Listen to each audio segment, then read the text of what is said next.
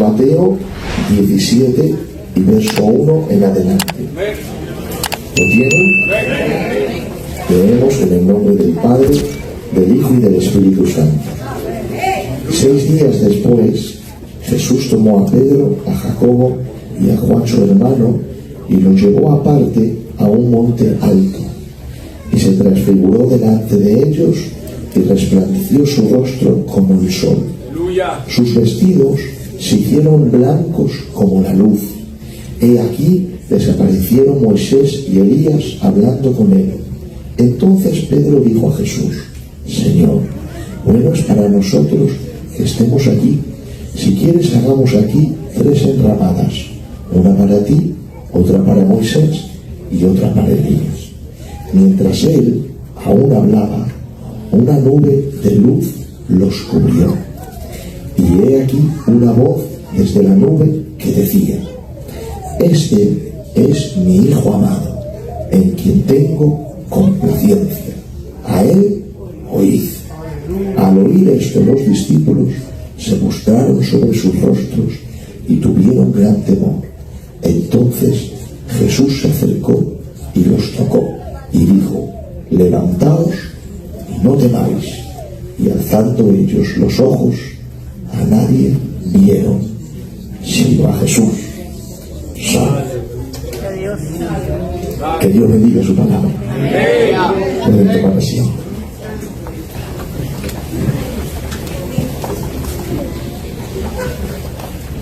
Solamente leer el capítulo ya te edifica el Señor. Bueno, el capítulo empieza diciendo 6 días después. Si el capítulo empieza diciendo 6 días después, debemos de descubrir a qué 6 días después se refiere. 6 días después de qué. Bueno, eso te conecta al capítulo anterior. El capítulo anterior, en el capítulo 16 y verso 28, Jesús, estando con sus discípulos, dijo una palabra, más bien una palabra, dio una profecía. Jesús dijo esto: de cierto os digo, que hay aquí algunos, no todos, había 12 apóstoles, pero no se estaba refiriendo a todos. Dice, hay aquí algunos entre vosotros que no gustarán la muerte, es decir, no van a morir hasta que hayan visto al Hijo del Hombre viniendo en su reino. Claro, cuando Jesús declara esa palabra profética, de cierto os digo que hay algunos entre los 12, algunos de los que están aquí, que no morirán hasta que vean al Hijo del Hombre venir en su reino de gloria. Claro, lo que está diciendo en pocas palabras es: algunos de los que están aquí no van a morir hasta ver el reino de Dios. Claro, la pregunta sería: ¿Jesucristo ha venido? No. ¿Y los apóstoles han muerto? Todos. Entonces mintió Jesús. Por eso el verso empieza diciendo 6 días después. ¿De qué? 6 días después de esas palabras, de esa declaración profética, el Señor tomó a Pedro, Juan y Jacobo, algunos de los que están aquí.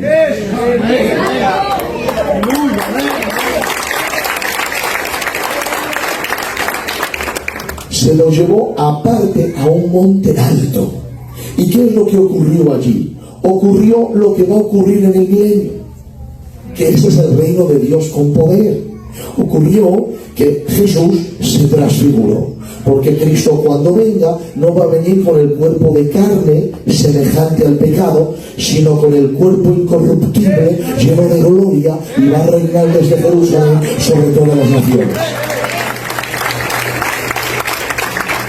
Y desde allí, ¿quién habrá? Habrá los que han resucitado con Cristo en la primera resurrección, que la Biblia habla de ella en Primera de Tesalonicenses capítulo 4 y verso 17, y también en Apocalipsis capítulo 20, cuando el Señor viene para reinar en el milenio, los muertos en Cristo resucitan y es ahí donde van a gobernar.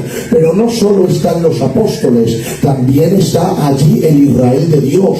Por eso aparecen Moisés y Elías, y ahí tenemos a los apóstoles que pertenecen al nuevo pacto y a Moisés y Elías que pertenecen al antiguo pacto. ¿Cuándo resucita la iglesia? La iglesia resucita 7 años antes de la gran tribulación. Pero cuando resucita el Israel de Dios, el Israel que no pertenece a la iglesia sino al antiguo pueblo de Dios, también van a resucitar, y resucitan precisamente 75 días antes de que empiece el milenio. Donde lo vemos en Apocalipsis capítulo 20, dice la Biblia que los que pasan por la gran tribulación y han muerto vuelven a vivir para resucitar y heredar la tierra con el Señor. Pero a la parte que resucitan los que han muerto con Cristo, ahí también resucita Israel. ¿Y por qué yo lo sé? Porque Daniel capítulo 12 le dijo el Señor a Daniel: y tú llegarás a 1335 días. La gran tribulación dura 1260 días. De 1260 días a 1335 hay un espacio de 75 días.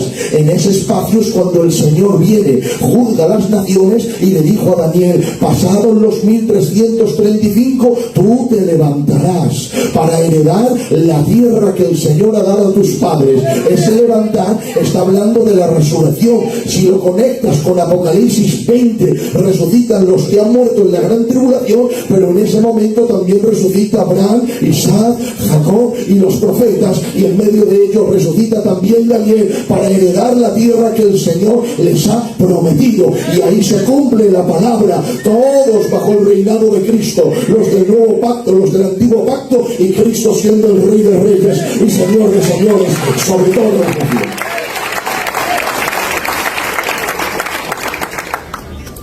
Ahora, lo que va a ocurrir en el milenio ocurrió en miniatura en aquel monte, cumpliéndose lo que el Señor dijo, porque el Señor no miente. Algunos de los que están aquí no morirán hasta que vean el reino de Dios viniendo con poder. Y allí lo vieron: Jesús transfigurado, su rostro brillando más que el sol, Moisés y Elías, los resucitados del Antiguo Testamento, y allí están los apóstoles contemplando en vivo y en directo lo que Dios hará en el milenio. Ahora, cuando Jesús va a mostrar a esos apóstoles, a estos 3 discípulos, el reino de Dios en miniatura, los lleva aparte a un monte alto. ¿Cómo se llama este monte? Bueno, la Biblia no lo dice. Suele decir teológicamente, los que entienden dicen que es el monte Tabor, pero no se sabe. Lo que yo sé es que el Señor los llevó a un monte, y es que el Señor siempre ha trabajado en muchos montes. Jesús iba al monte siempre, ¿verdad? Pero es que trabajó el Señor en el Antiguo Testamento en muchos montes. El Señor dio la ley, ¿verdad? Y escogió el monte Sinaí. El Señor hizo que se cantaran alabanzas que el Mesías venía sobre el monte de Sion. Cuando Dios destruyó el mundo con un diluvio, las 8 personas salvas de aquel diluvio descansaron en otro monte, Ararat. Cuando un hombre quiso demostrar que amaba más a Dios que a su propio hijo, ¿dónde lo entregó? En el monte Moriah. Todos esos montes tienen testimonios tremendos. Ararat puede decir: sobre mí descansaron las 8 personas salvas del diluvio. Tener cuidado conmigo, Moriah podía decir: bueno, sobre ti descansaron las 8 personas salvas del diluvio. Sobre mí fue dado el ejemplo supremo de que el hombre daba a su hijo por amor a Dios. El Sinaí podía mirar a aquel monte y decirle: bueno, no te creas tanto, porque sobre mí fue dada la ley. Y Sión podría decir, pues no habléis tanto, que sobre mí se cantaron alabanzas de que el Mesías iba a venir. Pero hay un monte que Dios escogió desde antes de la fundación del mundo, que era el monte más pequeño y más feo de todos. ¿Y sabes cuál es? El único que no tenía testimonios grandes para contar en toda su vida. Se llama el monte Gólgota.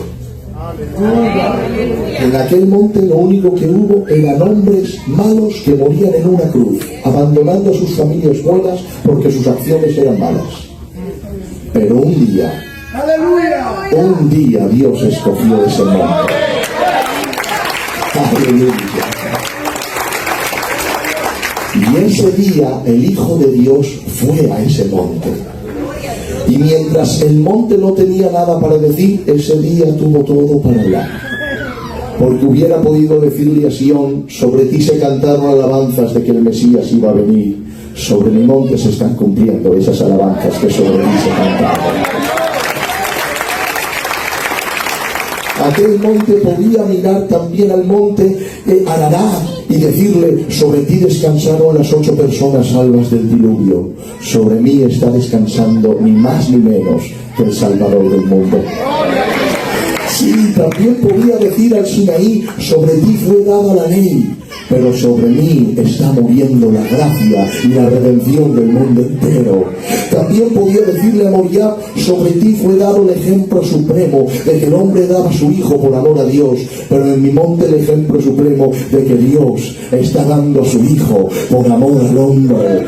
Sí, todos los montes tenían testimonios grandes para contar, pero el monte que no tenía ninguno tenía el testimonio más grande para gritar cuando el Hijo de Dios murió sobre él. Y es que Dios, en vez de coger el Sinaí o el Moriah, lo que los hombres estaban acostumbrados a ver, escogió el monte más pequeño, insignificante y sin testimonio. ¿Quién le iba a decir al monte Gólgota que se iba a cumplir en el monte que más los hombres iban a mencionar a lo largo de toda la historia? Él no lo esperaba, pero Dios le escogió a él, porque Dios escoge para sí mismo lo que el mundo desecha con menosprecio. Es tan humilde que cubre el tabernáculo del testimonio con piel de animal.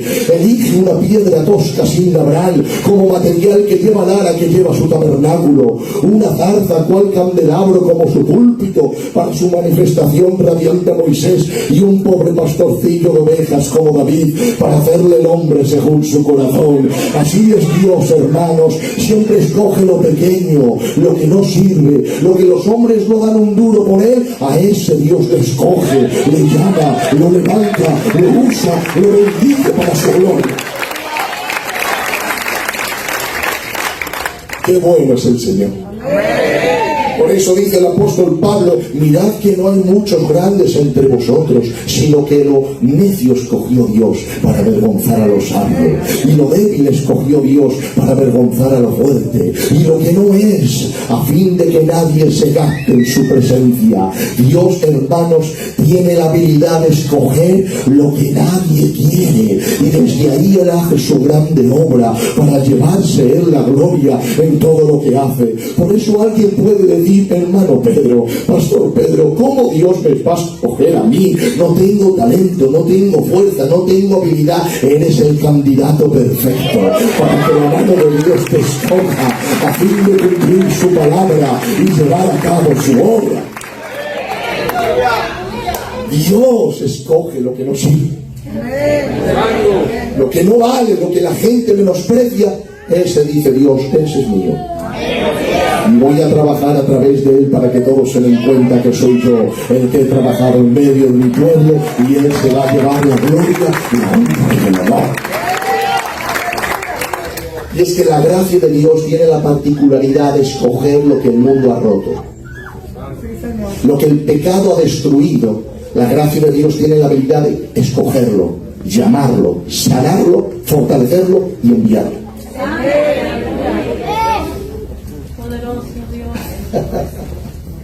¿Amas al Señor?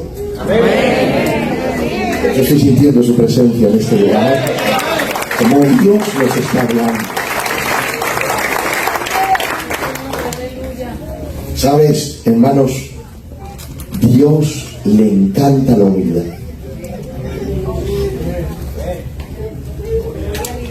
Si aborrece algo el Señor, es el orgullo. Dios está esperando de cada uno de nosotros que seamos humildes. No hay paz para el orgulloso. ¿Y por qué lo sé? Porque Jesús dijo: sed mansos y humildes de corazón como yo, y hallaréis descanso. Porque el que es humilde en el Señor halla el descanso del Señor.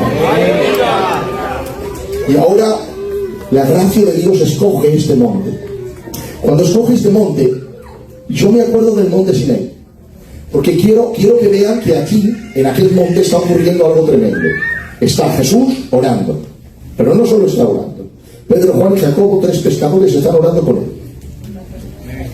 ¿Sabes qué privilegio estar orando con Jesús? Está orando 3 pescadores con Jesús, que están disfrutando. Están viendo la gloria de Dios, la nube símbolo del Espíritu, la voz del Padre oyéndola audiblemente, el Hijo transfigurado, Moisés y Elías. Me gustaría estar a mí también ahí. Ahora, mira qué cambio. Si te das cuenta, en el monte Sinaí, cuando leas la Biblia, si lees, cuando el Señor dio la ley, el Señor decía esto: en medio de truenos y relámpagos, que no se acerque nadie a mí. Nadie, Señor, nadie. Y si se acerca un hombre, dice el Señor, morirá. Y si se acerca una mujer, decía el Señor, morirá. Bueno, y si una bestia que no tiene raciocinio sale del campo y toca el monte, dice el Señor, apedrearla. Señor, y si un bebé toca el monte, dice, morirá también. Pero si un bebé es inocente, morirá.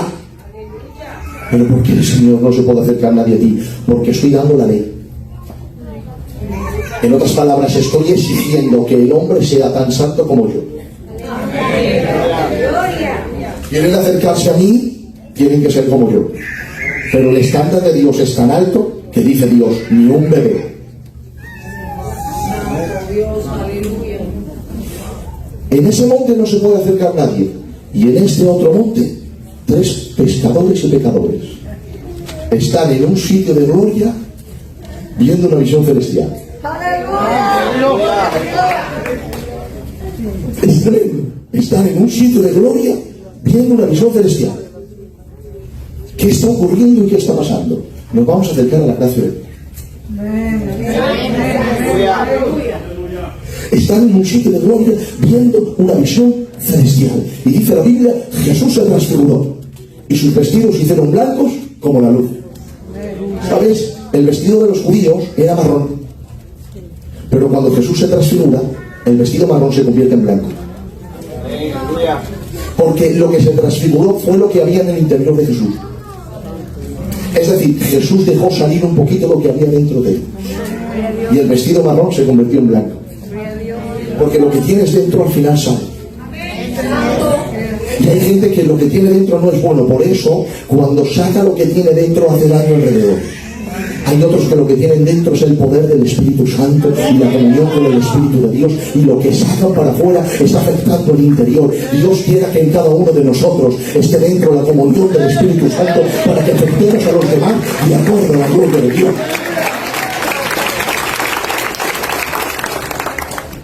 Ahora hay 2 grupos en aquel monte. ¿Quién hay?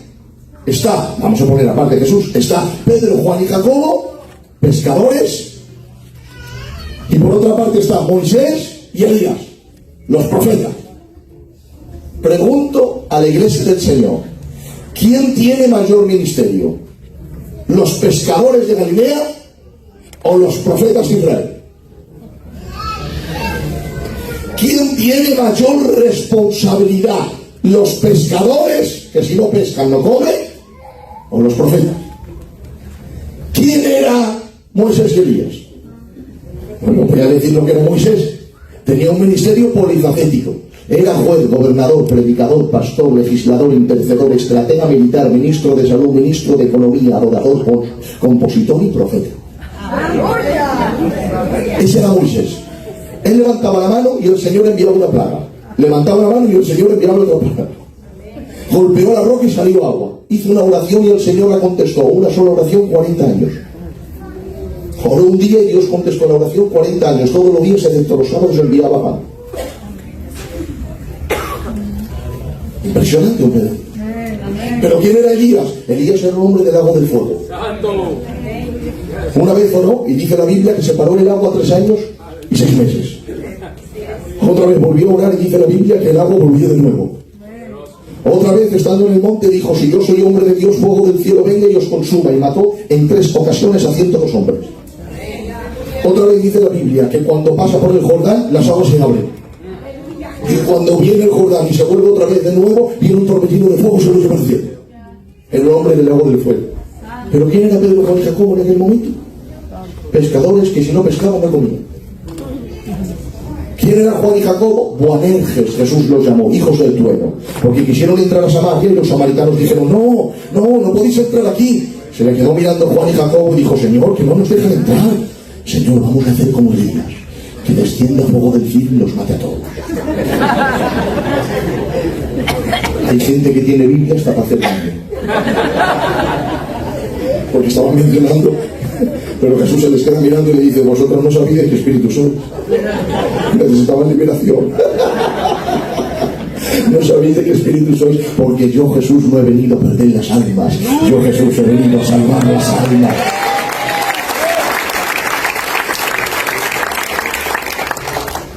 Ese era Juan y Jacobo. Una vez se acerca una mujer a Jesús. ¿Quién era? La madre de Juan y Jacobo. Dice: Señor, ¿te puedo pedir una petición? Dice: sí, hija, que en tu reino mi hijo Juanito y Santiago se sienten a la derecha y a la izquierda de tu reino. Mira que pedía poco, ¿eh? Jesús se le quedó mirando y le dijo: mira, del vaso que yo bebo podéis beber, y del bautismo con que soy bautizado también, pero el sentaros a la derecha y a la izquierda en mi trono, eso solo es un honor que mi Padre se lo da a quien quiera. No lo puedes escoger tú, te lo tiene que dar Dios. Ese era Juan y Jacobo. ¿Y quién era Pedro? Pedro, Dios mío, mi vida, ¿quién era Pedro?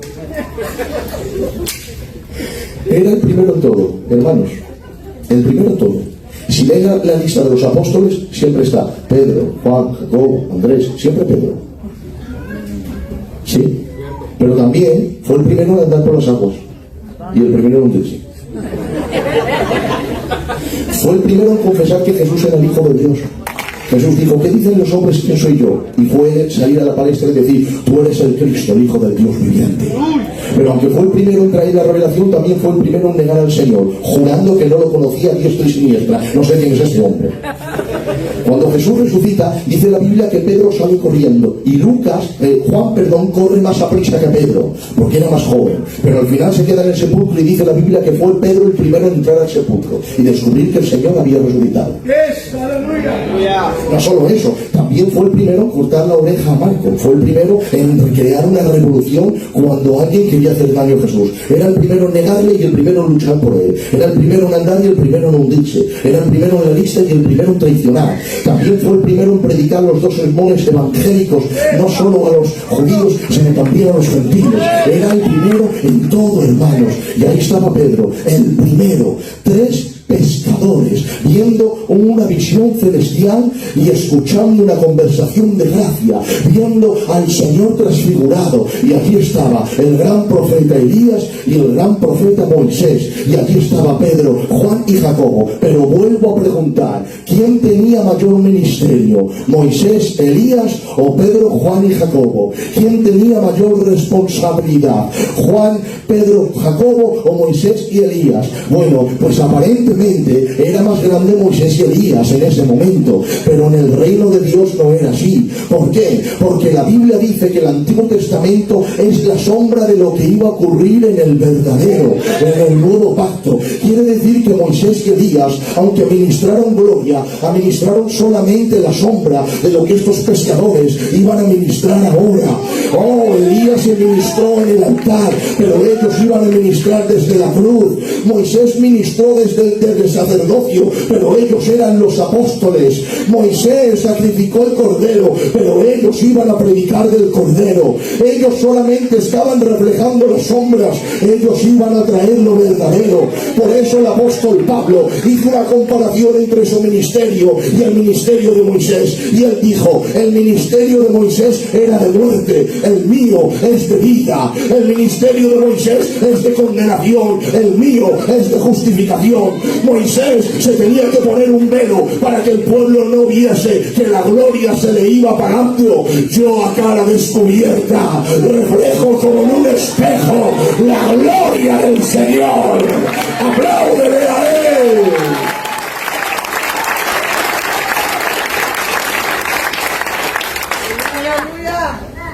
¿Y qué me enseña esto? Me enseña que siempre estamos leyendo qué grande era Moisés, qué grande era Samuel, qué grande era. Hermanos, más privilegio y responsabilidad tienes tú que él.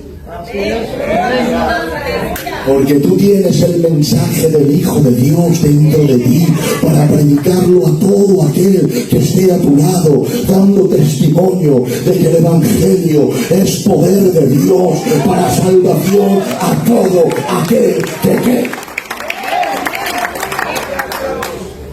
Y aquí estaban en aquel monte, bajo la gloria de Dios.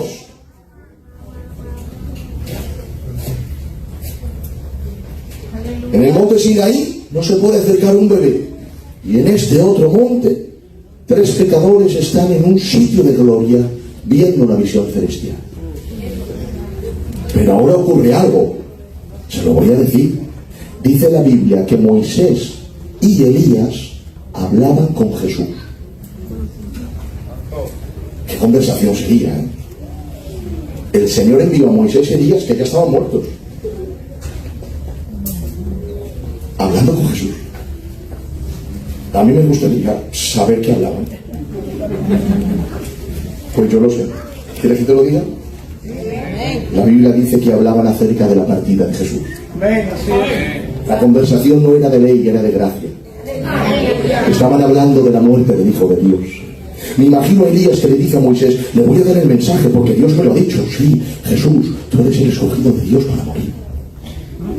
Sobre ti se va a cumplir el Salmo 22 cuando dice el salmista, Dios mío, ¿por qué me has desamparado?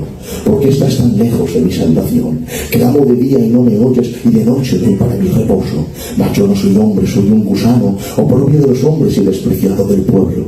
Todos los que te ven me escarnecen, hacen muecas con la boca, menean la cabeza diciendo, se encomendó a Jehová, pues líbrele él, tanto que en él se complacía. Pero tú eres mi Dios desde el vientre de mi madre. Sobre ti fui echado desde antes de nacer, desde el vientre de mi madre. Tú eres mi Dios.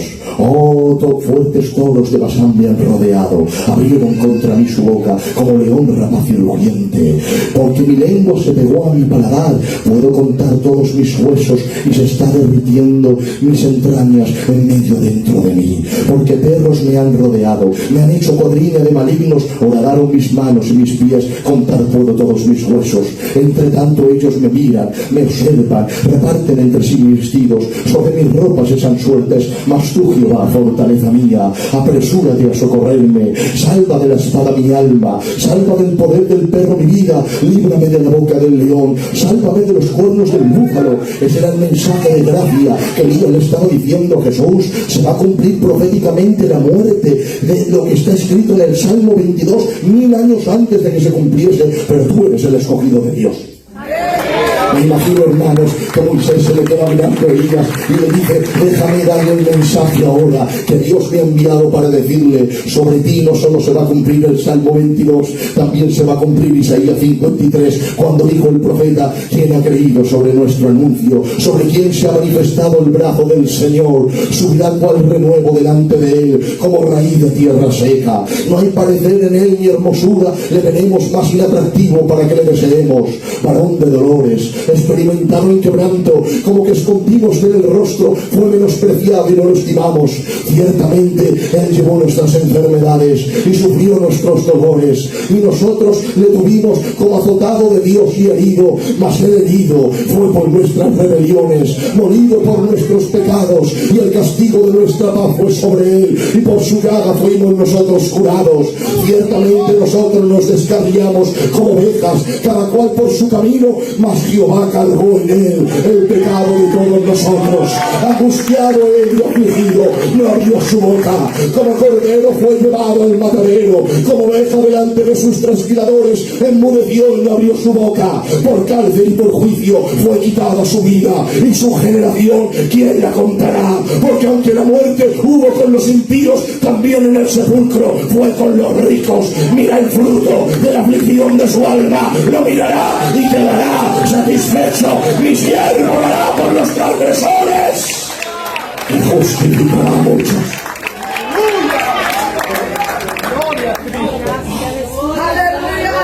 Eso es lo que estaban hablando.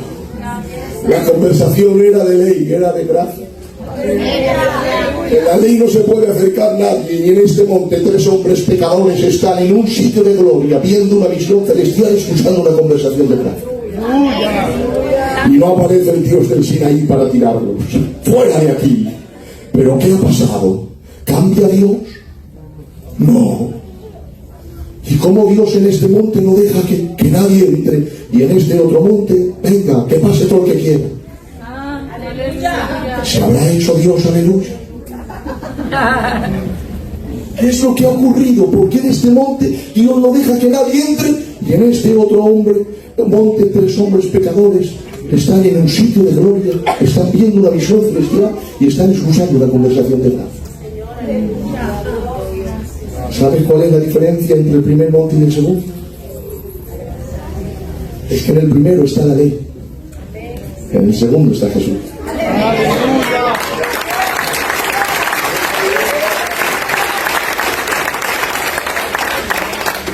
Y me puedes decir ahora, ¿y qué tiene que ver Jesús para que Dios ahora deje que todos entren, mientras aquí no dejaba a nadie? Te lo voy a explicar. Dios está aquí. Y Dios está aquí. Dios es justo, pero también es amor. Y a la vez es santo. Dios dice en su amor al pecador, acercaos a mí. El atributo del amor dice, acercaos, os hago. Pero el atributo de la santidad se levanta y le dice al amor, no pueden acercarse. ¿Y por qué? Pregunta el amor. Y dice la santidad, porque si se acercan con pecado, la naturaleza de la santidad de Dios queda adulterada. Pero a la par que se levanta la santidad para decir que no, se levanta la justicia. Y le dice la justicia al amor, no pueden acercarse.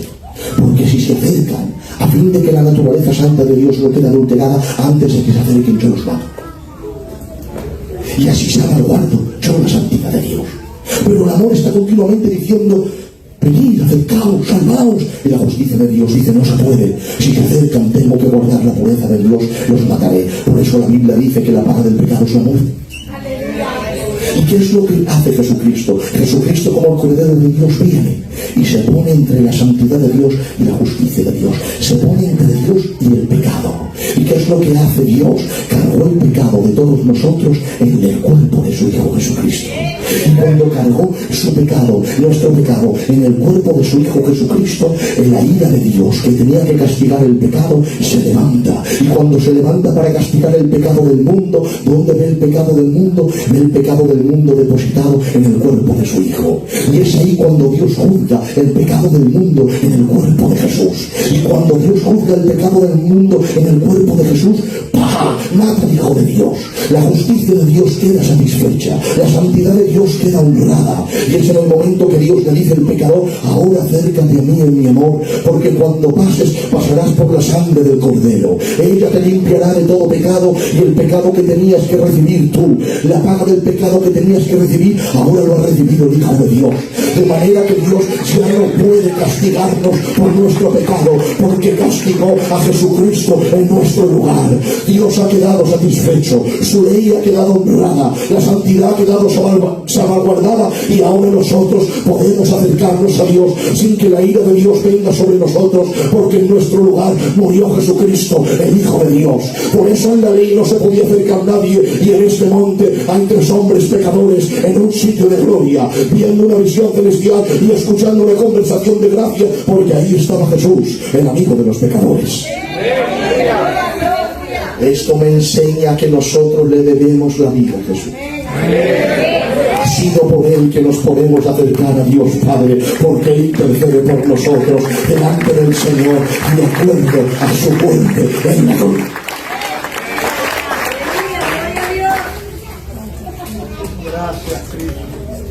Hermanos, menos mal a Cristo. ¿Te das cuenta que Cristo no es que sea necesario, es que sin Él no hay salvación? Así es.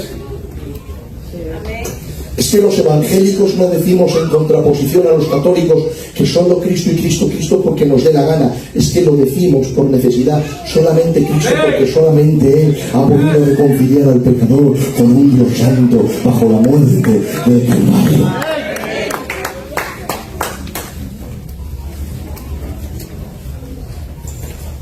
Ahora, ¿sabes qué? Bajo esta gloria de Dios en aquel monte. Esto es tremendo. Ahora necesito a mi pianista, porque ya vamos a terminar. El Señor está aquí. Hermanos, ¿sabes? Estamos llenos de debilidad. Esa es la verdad. Somos débiles. Hay una alabanza en España que dice: somos débiles, hermanos, somos débiles. No existen los superespirituales. Necesitamos que el Señor nos guarde. Lo he hecho en forma española. Somos débiles, hermanos, somos débiles.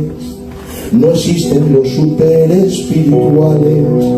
Necesitamos que el Señor nos guarde. No hay nadie aquí perfecto.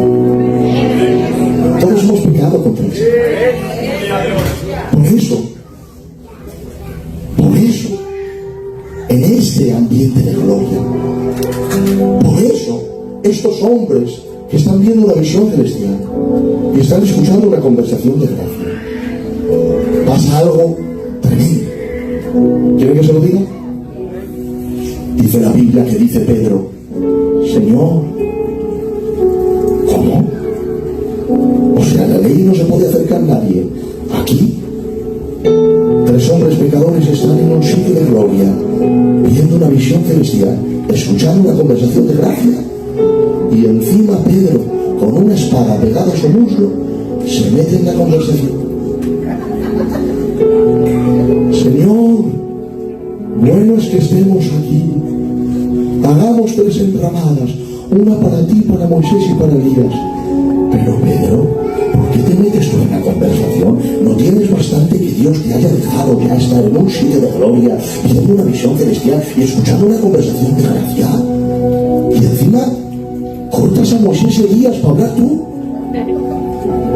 Pero atención a esto. Además, ¿sabes qué tenía Pedro en ese momento? Una espada pegada a su muslo. Porque la espada no la dejó hasta que Cristo resucitó. La tenía en el monte. Y en medio de esa gloria, él, con la espada de un guerrero, se mete en la conversación de 3 hombres santos. Maravillosa gracia. Maravillosa gracia.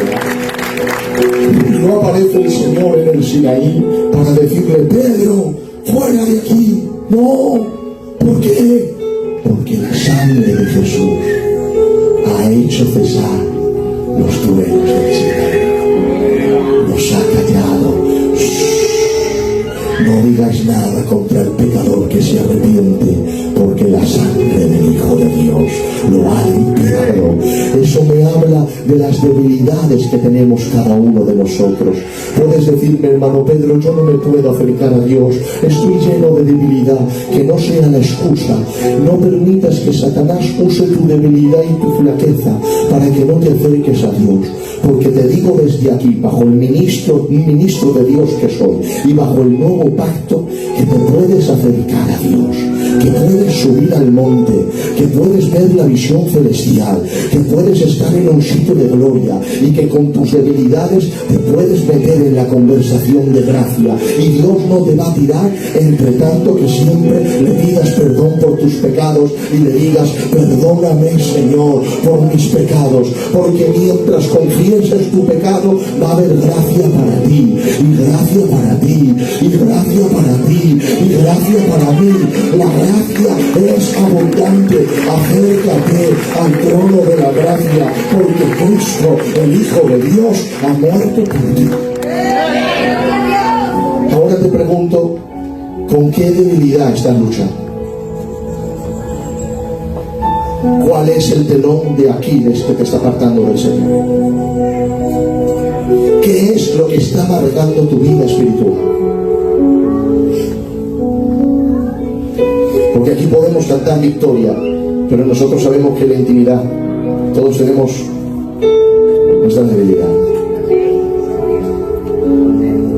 Los hombres somos como la luna, siempre hay un lugar oscuro que solamente nosotros lo conocemos. Pero no solo nosotros, el Señor también lo sabe. Porque al Señor no le podemos engañar, Él lo conoce absolutamente todo. Y sabes, puedes decirme, hermano Pedro, es que me da vergüenza acercarme al Señor. Y yo te digo, acércate. Él ya lo sabe, no le puedes engañar. Él conoce tus debilidades. Y hoy te está diciendo, en la ley no se podía acercar nadie, pero en la gracia los hombres pecadores pueden estar en un sitio de gloria, pueden ver la visión celestial, pueden escuchar la conversación de gracia y se pueden meter dentro de la conversación. Y el Dios del Sinaí no te va a tirar, y no porque haya cambiado, es que hay un pacto eterno entre Él y la muerte de su Hijo. Y el pacto es, si el pecador se arrepiente, se puede acercar al trono de la gracia y hallar gracia y oportuno socorro en tiempos de necesidad. Cuando alguien está en pecado o ha fallado al Señor y viene para pedirle perdón, ten por cierto como que mañana sale el sol, que el Señor te va a perdonar en décimas de segundo. La Biblia dice: el que encubre su pecado no prosperará, mas el que lo confiesa y se aparta alcanzará misericordia. Y hoy la gracia de Dios está aquí para que puedas subir de nuevo perdón. Está aquí el Señor. Por eso ahora entiendo cómo termina el verso. Porque dice Pedro, Juan y Jacobo: Señor, dice Pedro, bueno es que estemos aquí. Hagamos aquí 3 enramadas, una para ti, para Moisés y para Elías. Y dice el libro de Lucas: y esto decía Pedro sin saber lo que se hablaba. Mira si la gracia era tan poderosa que estaba hablando sin conocimiento y todavía le dejaba hablar. ¿Sabes por qué la Biblia dice: y esto decía Pedro sin saber lo que se hablaba? Porque Pedro dijo: Señor, es bueno que estemos aquí. Hagamos 3 enramadas, para ti, para Moisés y para Elías. ¿Sabes por qué dijo eso? Porque en el milenio las fiestas de Israel ya están caducadas, pero solamente se va a celebrar una, según el libro de Zacarías capítulo 12.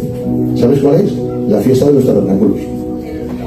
¿Cuál es la fiesta de los tabernáculos? La fiesta de los tabernáculos tipifica que Dios vivió con su pueblo en el desierto y ninguno murió.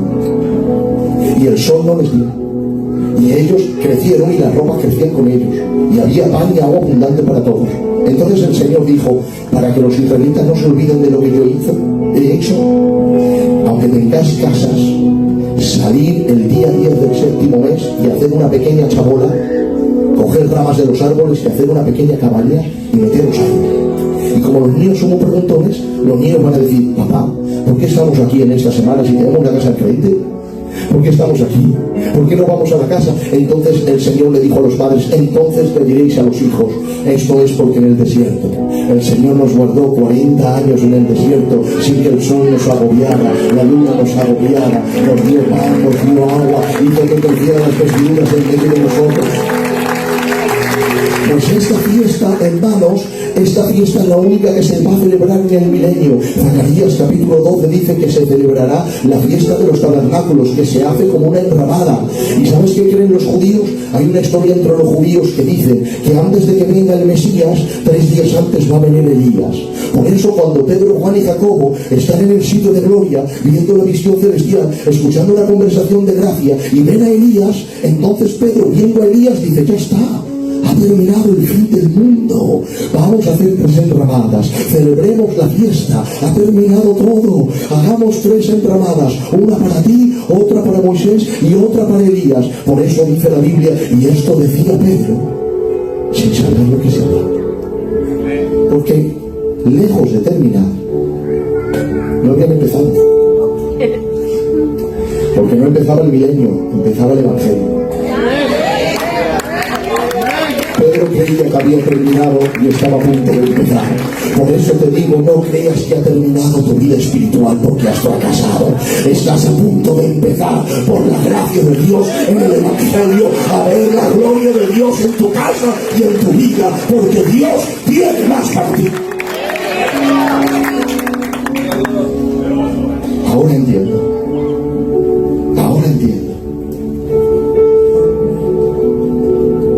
Que cuando Él dice hagamos 3 enramadas para Moisés, Elías y tú, aparece la nube, símbolo del Padre, símbolo del Espíritu. Aparece, los cubre, y la voz del Padre a través del Espíritu: estos son mis siervos, pero este es mi Hijo, y además mejor maestro que ellos. A él oír. Es único y exclusivo. Por eso dice la Biblia que al ver la nube y escuchar la voz, tuvieron temor y se arrodillaron e inclinaron el rostro. Entonces Jesús, muerto de miedo que los vio, se acercó, les tocó y les dijo: levantaos y no temáis. Y alzando los ojos, a nadie vieron sino a Jesús solo. Es que no hay otro como Él, hermanos. No se puede comparar Moisés y Elías a Jesús. ¿Sabes? Moisés sale mucho en la Biblia y Elías también, pero Cristo es único y exclusivo. Por eso toda la Biblia habla de Él. En Génesis aparece como la simiente de mujer, en Éxodo como el cordero que muere en lugar de los pecadores, en Levíticos como nuestro sumo sacerdote, en Números como la estrella de Jacob y la serpiente de bronce, en Deuteronomio es el profeta semejante a Moisés y la roca, en Josué es el capitán del ejército de Jehová, en Jueces es nuestro mensajero, en Ruth es el familiar que redime y el esposo fiel, en Primera de Samuel es visto como el rey, en Segunda de Samuel es visto como el grande, en Primera de Reyes como el rey por nacimiento, en Segunda de Reyes como el rey por juicio, en Esdras como el Señor del cielo y de la tierra, en Nehemías como el edificador, en Esther como nuestro Mardoqueo, en Judas como nuestro redentor, en los Salmos como el buen pastor y el Hijo de Dios, en los Proverbios como la sabiduría, en Eclesiastes como aquel que está por encima del sol, en el Cantar de los Cantares el gran amante de la iglesia, el más hermoso, el primero entre 10.000, en Isaías es el siervo sufriente y glorificado, en Jeremías el Señor nuestra justicia, en Lamentaciones el varón de dolores, en Ezequiel el Dios glorioso, en Daniel es la piedra viva y la víctima propiciatoria. Sí, también en Zacarías es el renuevo, y en Malaquías aparece como el sol de justicia que se levanta trayendo sanidad debajo de sus alas. Mateo nos lo muestra como el rey de los judíos, Marcos como el siervo, Lucas como el perfecto hijo del hombre, Juan como el perfecto hijo de Dios. En Hechos aparece como el Señor que asciende, en Romanos como el Señor nuestra justicia, en Primera de Corintios como nuestra resurrección, en Segunda de Corintios como nuestro consolador, en Gálatas como el fin de la ley, en Efesios como la cabeza de la iglesia, en Filipenses como aquel que suple toda necesidad, en Colosenses como la plenitud de la deidad, en Primera de Tesalonicenses el que viene por su iglesia, en Segunda de Tesalonicenses el que viene por su iglesia, en Primera de Timoteo como el mediador, en Segunda de Timoteo como el dador de las coronas, en Tito como nuestro gran Dios y Salvador, en Filemón como el pagador de nuestra deuda, en Hebreos como el sustentador de la fe y el cumplimiento de todas las promesas, en Santiago como el Señor que se acerca, en Primera de Pedro es visto como la piedra viva justicia y propiciatoria. En segunda de Pedro, como el Señor de la gloria. En primera de Juan, como el camino. En segunda de Juan, como la verdad. En tercera de Juan, como la vida. En Judas, como nuestra seguridad. Y en Apocalipsis aparece como el Hijo del Hombre y el Hijo de Dios, el Cordero de Dios y el León de la tribu de Judá.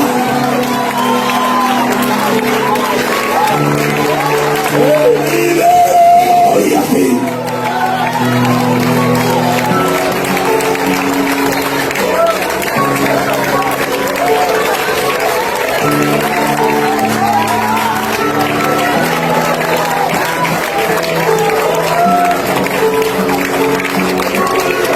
Junte con el piano más fuerte, por favor. Está aquí el Señor, está aquí el Señor.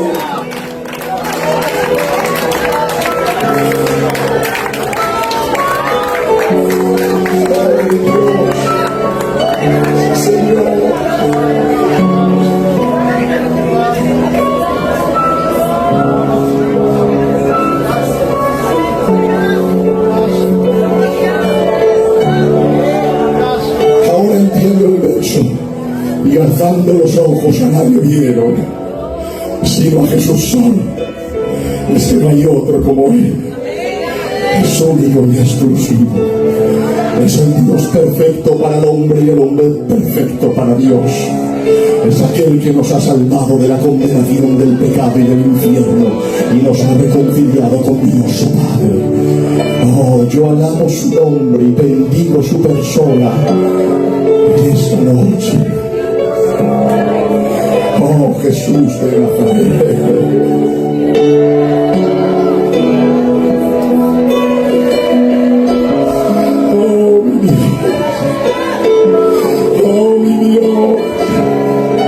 Siento tu presencia.